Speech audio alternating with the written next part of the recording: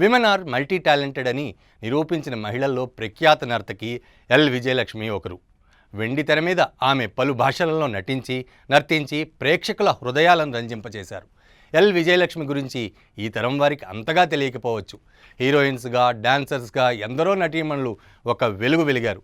వీరిలో కొద్దిమందే లైమ్లైట్లో ఉన్నప్పుడే పేరు ప్రతిష్ట సంపాదించి పక్కకి తప్పుకొని మిగిలిన జీవితాన్ని కూడా ఆనందంగా గడుపుతున్నారు.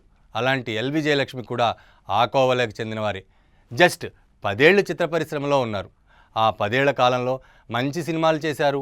డబ్బు, కీర్తి, పురస్కారాలు సంపాదించారు. నటి కంటే నర్తికిగా ఆమెకు గుర్తింపు ఎక్కువ. కేవలం నృత్య తారగానే కాదు, వ్యాంప్గా, సెకండ్ హీరోయిన్గా, తమిళ్లో హీరోయిన్గా కూడా చేశారు.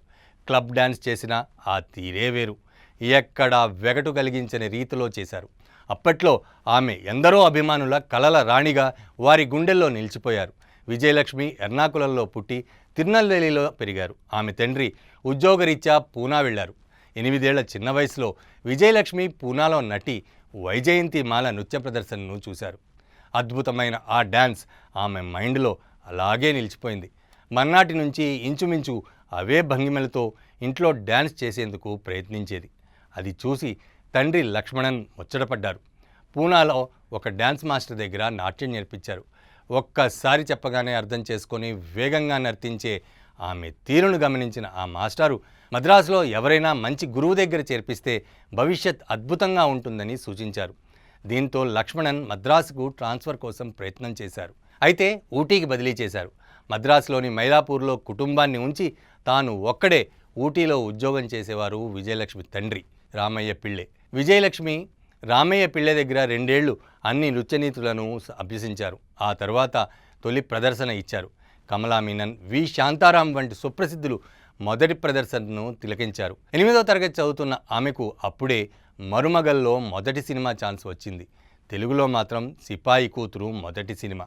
అక్కడి నుంచి ఆమె వెనుతిరిగి చూడలేదు. మలయాళం, తమిళం, తెలుగు, హిందీ సినిమాల్లో నటించారు. ప్రేమ్ నజీర్, ఎంజీఆర్, శివాజీ గణేశన్, ఎన్టీఆర్, నాగేశ్వరరావు వంటి హీరోల చిత్రాల్లో అవకాశాలు వచ్చాయి. తెలుగులో జగదేక వీరుని కథ, నర్తనశాల, గుండమ్మ కథ వంటి హిట్ చిత్రాల్లో నటించారు. 1959 నుంచి 1969 వరకు ఆమె నాట్యం లేని సినిమాలు లేవంటే అతిశయోక్తి కాదు. 1969లో ఆమె జీవితం పెళ్లితో మరో మలుపు తిరిగింది. విజయలక్ష్మి పెద్దన్నయ్య సహోద్యోగి సూరజ్ కుమార్ ఆమెను ఇష్టపడి మరీ పెళ్ళాడాడు. ఫిలిప్పైన్స్లో అగ్రికల్చరల్ సైంటిస్ట్గా చేస్తున్న అతను పెళ్ళయ్యాక తనను మనీలాకి తీసుకెళ్లిపోయాడు. నటిగా, నర్తకిగా అలా అర్ధాంతరంగా ఆమె కెరీర్ ముగిసింది. ఆ తర్వాతే కొత్త డాన్సర్లు వెలుగులోకి వచ్చారు. మనీలా వెళ్ళాక విజయలక్ష్మి సెకండ్ ఇన్నింగ్స్ మొదలుపెట్టారు. దూర విద్య ద్వారా బెనారస్ నుంచి మెట్రిక్, మద్రాస్ యూనివర్సిటీ నుంచి బీఎస్సీ కోర్సులు చేశారు. అడపాదడపా డ్యాన్స్ ప్రదర్శనలు ఇస్తూనే ఉన్నారు. భర్త అమెరికాలోని వర్జీనియా యూనివర్సిటీకి మారాక అక్కడే మాస్టర్స్ ఇన్ కామర్స్ కూడా చేసి అక్కడే బడ్జెటింగ్ కమ్ ఫైనాన్స్ డైరెక్టర్గా 14 ఏళ్లు వర్క్ చేసి రిటైర్ అయ్యారు. ఆ విధంగా సెకండ్ ఇన్నింగ్స్ కూడా విజయవంతంగా పూర్తి చేశారు ఎల్ విజయలక్ష్మి.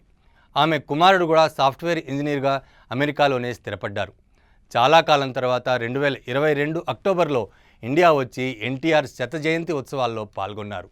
ఎన్టీఆర్తో కలిసి ఆమె సుమారు 20 సినిమాల్లో నటించారు.